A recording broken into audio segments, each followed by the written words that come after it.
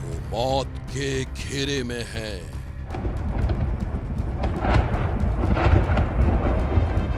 बहुत dangerous situation है सुमी, बहुत डेंजरस होता जा रहा है। हमें नहीं पता हम कितने टाइम तक यहाँ सर्वाइव कर सकेंगे। वो मौत को देख रहे हैं।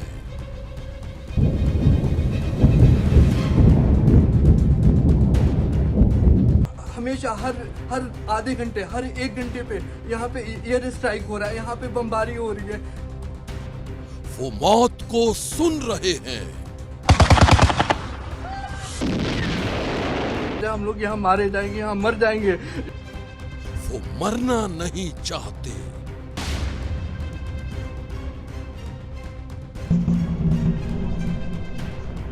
पता नहीं कितने दिन हम जिएंगे। कल रात को यहाँ पे ब्लास्ट हुई थी जस्ट हॉस्टल के आगे में यहाँ पे।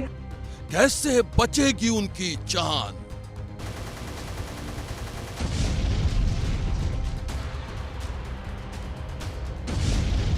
कंटिन्यूसली AK-47, कोई AK-47 यहाँ से जा रही है, कई AK-47 मेरे यहाँ से भी निकल गई।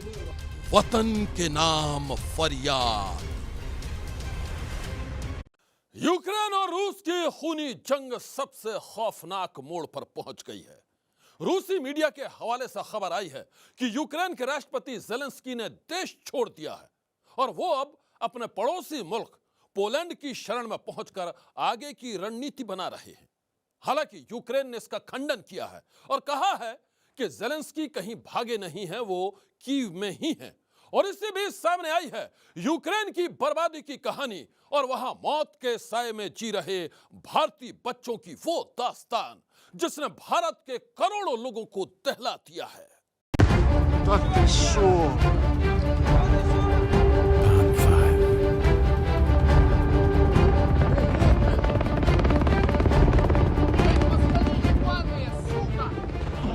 पिछले 9 दिनों से चल रहे रूस और यूक्रेन के जंग की ये सबसे भयावह तस्वीरें हैं।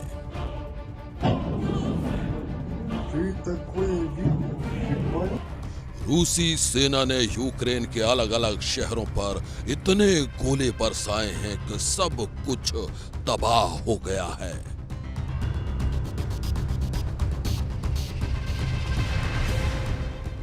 धूल, धुएं और राख के गुबार में टूटी फूटी बड़ी बड़ी बिल्डिंगों के साथ ऐसा लगता है मानो पूरा यूक्रेन मलबे का ढेर बन गया हो।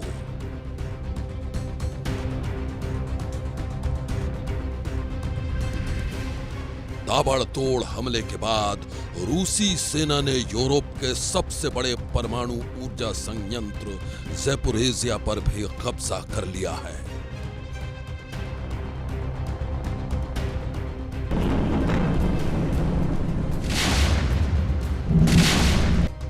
यूक्रेन का कहना है कि रूसी सैनिक रिहायशी इलाकों को भी निशाना बना रहे हैं, लेकिन रूस इससे इनकार करता रहा है।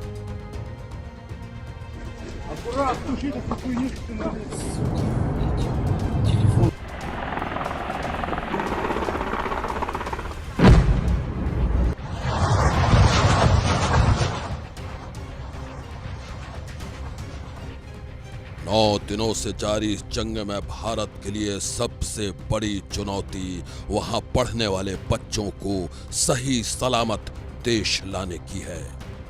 ऑपरेशन गंगा के तहत अब तक हजारों बच्चों को बचाया जा चुका है, लेकिन अब भी यूक्रेन में ऐसे सैकड़ों बच्चे फंसे हुए हैं जो खुद को बचा लेने की फरियाद कर रहे हैं। आज सनसनी में हम आपको उन्हीं बच्चों के खौफ की कहानी सुनाएंगे जो भारत सरकार से अपनी जान बचाने की गुहार लगा रहे हैं। लेकिन उससे पहले सुनिए कीव से बाहर निकलने की कोशिश में गोलियों के शिकार बने इस भारतीय की कहानी, दिल्ली के रहने वाले हरजोत की डरावनी कहानी। मैं कीव से लवीव जाने के लिए एक वोक्जालना स्टेशन है जहाँ से सारी ट्रेन मूव होती हैं हर सिटी के लिए। मैं वहाँ से ट्रेन लेने के लिए गया। मैंने 3 से 4 बार ट्राई किया, ट्रेन में बोर्डिंग नहीं हो पाए। एट दी एंड फिर हमने डिसाइड किया कि हम प्राइवेट कैब बुक करते हैं। कैब्स के रेट बहुत हाई थे। अगर इंडियन करेंसी में देखा जाए तो नॉर्मल डेज में वो 3-4 हज़ार में हो जाता है, 5,000 हार्डली। बट उस दिन हमसे डिमांड करी गई $4,000, $3,000। ओह, तो लास्ट में मैंने $1,000 में डील फाइनल करी। हम 3 बंदे थे, 3 बंदों ने 3 बंदों ने अपना शेयरिंग किया और कैब में निकल पड़े। हमने 3 चेक पॉइंट क्रॉस किए। जो तीसरा चेक पॉइंट था वहाँ से हमको रिटर्न करने के लिए कह दिया गया, क्योंकि उन्होंने कहा कि आप आज की जगह कल ट्रैवलिंग करिएगा, वो ज़्यादा बेटर है, रात को सिक्योरिटी रीजन के कारण सिक्योर नहीं। हमने कहा ओके। देन हम वापस अपनी सिटी में आ रहे थे, तो की सिटी के अंदर ही मेरे ऊपर, जैसे ही हम कैब में बैठा हुआ था, मैं बैक साइड में लेफ्ट हैंड साइड में मेरी आंखों के सामने एक गोली रेड कलर की बुलेट थी, एकदम चीखती हुई शीशा क्रॉस करके निकली। उसके बाद हम सब होपलेस हो गए, गाड़ी के अंदर नीचे बैठ गए। नीचे बैठने के बाद सर फायरिंग दबा के हुई। 3-4 बंदे लाइक जैसे सामने से मतलब जमीन पे, और 3-4 बंदे ऊपर बिल्डिंग से फायरिंग कर रहे थे कंटिन्यू। AK-47 थी उनके पास। उसके बाद हमने सर स्लोली से डोर्स ओपन करे। मैंने खुद को बचाने के लिए अपने हाथ छाती से टच करके जमीन पे लेट गया, फुटपाथ का सहारा लेके। देन उसके बाद सर 2 बुलेट्स मेरी एक घुटने में लगी थी लेफ्ट हैंड साइड के, एक गोली सर मेरी दूसरे लात को चीखती हुई निकल गई थी, और एक गोली सर मेरे इस हाथ से एंटर करते हुए मेरी चेस्ट के अंदर एंटर कर गई थी। हरजोत खुशकिस्मत थे जो 3 गोलियां लगने के बाद भी इनकी जान बच गई, और अब हरजोत सरकार से ये फरियाद कर रहे हैं कि उन्हें किसी भी तरह यूक्रेन से निकाला जाए। रात को 10 बजे मेरे को होश आई थी कि डॉक्टर्स ने मेरे को सारा एक्सप्लेन किया कि सर आपको गोली लगी थी, वहाँ से हमने आपको रिसीव किया, 3-4 घंटे आप सड़क पे पड़े रहे थे, आपका ब्लड निकल चुका था। फिर इन्होंने मेरे को जो बुलेट थी जो चेस्ट के अंदर, वो इन्होंने निकाल दी है। पेन है सर बॉडी में, मेरी जो सी लेफ्ट लेग है उसमें से भी बुलेट निकाल दी गई है, एंड उसको प्लास्टर कर दिया गया है। और 2 तारीख के बाद जब मेरे को होश आया, और सबसे पहले कॉल मैंने अपनी माँ को ही की थी। उसने जैसी मेरी आवाज़ सुनी सर, आप समझ सकते हैं, फादर, मॉम, डैड सबसे मेरी बात हुई, सिस्टर से बात हुई, उनको अच्छा फील हुआ, मेरे को भी मच बेटर फील हुआ। नई ज़िंदगी है सर, तो मेरी सिर्फ यही गुजारिश थी। फिर मैंने कि नई ज़िंदगी है, मैं इंडिया जाना चाहता हूँ, अपनी फैमिली के साथ स्पेंड करना चाहता हूँ अच्छा टाइम।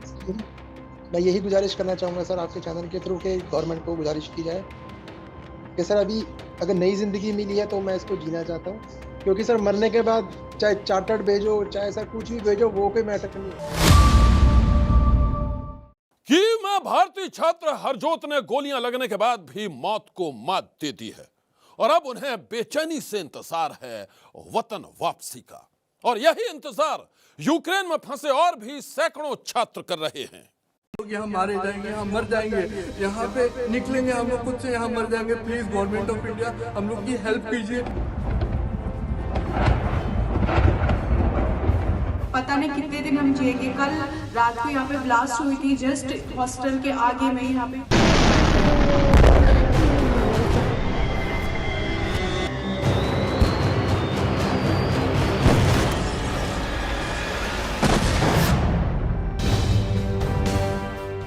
इन बच्चों की कहानी सुनेंगे तो दहल जाएंगे। यूक्रेन के सूमी में खौफ से घिरे ये बच्चे यहाँ पढ़ने आए थे, लेकिन रूस और यूक्रेन की जंग में इनकी जिंदगी मौत से घिर गई है। ये कई दिनों से भूखे प्यासे वतन वापसी का इंतजार कर रहे हैं, लेकिन अब जंग की भड़की आग के साथ ही इनकी हर आस बुझने लगी है। जरा सुनिए इनके दर्द की कहानी, वतन के नाम इनकी यह फरियाद जो किसी को भी दहला सकती है। कोई फैसिलिटीज नहीं, नहीं ट्रांसपोर्टिंग की है, न ही रेलवेज की कोई फैसिलिटीज है। रेलवे डिस्ट्रॉय है, फैसिलिटीज ट्रांसपोर्टिंग की नहीं है। स्टार्टिंग से हम लोग के लिए कुछ नहीं किया जा रहा है। कुछ बच्चे निकले थे नाइजीरियन, कुछ फॉरेनर बच्चे निकले थे जो कि रास्ते में ही उनको शूट कर दिया गया, जो कि हम लोगों के पास वीडियोस भी पड़ी हुई है। इस डर से इंडियन से एक भी बच्चा नहीं निकला, अभी तक यहाँ से नहीं जा रहा है। गवर्नमेंट का वेट कर रहा है कि गवर्नमेंट हम लोगों की हेल्प करेगी, बट अभी तक गवर्नमेंट का हम लोगों के लिए कुछ अभी तक कोई इन्फॉर्मेशन नहीं आई है। कुछ कह रहे हैं बसेस खड़ी हुई है, बट रशिया बॉर्डर पे खड़ी करने से नहीं होगी। हम लोग सुमी में फंसे हुए हैं, जो कि यहाँ से 40 से 50 किलोमीटर है रशिया बॉर्डर, और यहाँ से जाने में 20 से 25 मिनट लगेगा। और यहाँ से हम लोग जाएंगे, हॉस्टल से निकलेंगे, चारों तरफ स्नाइपर्स लगे हुए हैं, हर तरफ स्नाइपर्स लगे हुए हैं। कहीं शूट हो जाए, कहीं अटैक हो जाए, कहीं एयर स्ट्राइक हो जाए। हमेशा हर आधे घंटे, हर 1 घंटे पे यहाँ पे एयर स्ट्राइक हो रहा है, यहाँ पे बमबारी हो रही है। इस माइनस टेम्परेचर में आप देख सकते हैं बाहर में कितनी माइनस टेम्परेचर है। इस माइनस टेम्परेचर में हम लोग यहाँ से कैसे निकलेंगे? टोटल हम लोग 800-900 इंडियंस यहाँ पे फंसे हुए हैं। हम लोग स्टार्टिंग से गुहार लगा रहे हैं, हम लोग गवर्नमेंट ऑफ इंडिया से गुहार लगा रहे हैं, नरेंद्र मोदी से रिक्वेस्ट कर रहे हैं स्टार्टिंग से हम लोग को निकाला जाए। हम लोग यहाँ मारे जाएंगे, यहाँ मर जाएंगे, यहाँ पे निकलेंगे हम लोग खुद से यहाँ मर जाएंगे। हम लोग को रेस्क्यू कीजिए जल्द से जल्द। हम लोग के पास खाने के लिए, बनाने के लिए पानी नहीं है, कुछ नहीं है। यहाँ पे टॉयलेट जाने के लिए नहीं है हम लोग के पास पानी। हम लोग यहाँ पे क्या करेंगे? हम लोग बहुत परेशान है, पीने के लिए पानी नहीं है। कल रात से हम पानी नहीं पिए, लोग पानी नहीं पिए, बहुत परेशान है। Please government of India help कीजिए हम लोग का, नहीं तो हम लोग मारे जाएंगे यहाँ पे। सूमी में मौत के साए के बीच जी रहे ये बच्चे किसी भी तरह भारत लौटना चाहते हैं। और ये सिर्फ इनकी कहानी नहीं है। ताबड़तोड़ बरसते बम और गोलों के बीच और भी कई बच्चों को वतन वापसी का इंतजार है। सुनिए इनकी फरियाद। हम सुमी स्टेट यूनिवर्सिटी के बच्चे हैं। हम अभी तक यहाँ पे स्टक हैं। आज 9th डे है। कोई इन्फॉर्मेशन नहीं है एम्बेसी से कि कब हमें निकाला जाएगा। यहाँ पे ना पानी है, ना खाना है, ना इलेक्ट्रिसिटी है, गैसेस नहीं चल रहे हैं। पता नहीं कितने दिन हम जिएंगे। कल रात को यहाँ पे ब्लास्ट हुई थी जस्ट हॉस्टल के आगे में। यहाँ पे हमें पता नहीं, क्या पता आज हो जाए। कोई इन्फॉर्मेशन नहीं आ रही है हमें कब रेस्क्यू किया जाएगा। लोग बोल रहे हैं कि थोड़े दिन रुको और रुक जाओ, क्योंकि हम रुक नहीं सकते, क्योंकि दिन ब दिन यहाँ पे ब्लास्ट ज्यादा हो जा रहे हैं। पता नहीं आज हम जिएंगे या फिर कल नहीं जी पाएंगे। दिन ब दिन यहाँ पे ब्लास्ट, यहाँ पे अटैक्स बहुत ही हो रहे हैं। प्लीज हम गवर्नमेंट को ये बोलना चाहते हैं जितना जल्दी हो सके सुमी स्टेट यूनिवर्सिटी के बच्चों को यहाँ से निकालिए।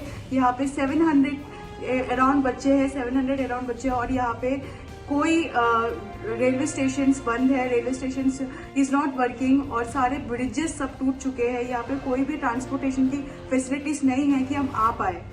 तो हम बस यही इंडियन गवर्नमेंट से बोल रहे हैं कि जितना जल्दी हो सके प्लीज सुमी स्टेट यूनिवर्सिटी के बच्चों को यहाँ से निकाला जाए।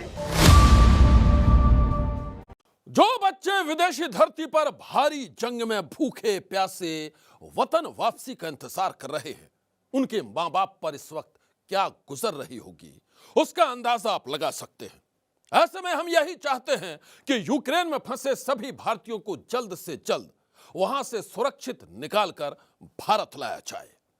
आज की सनसनी में बस इतना ही।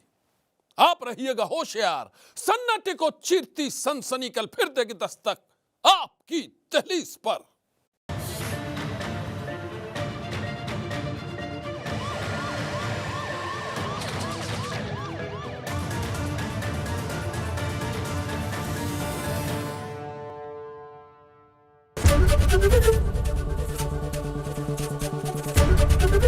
एबीपी न्यूज आपको रखे आगे।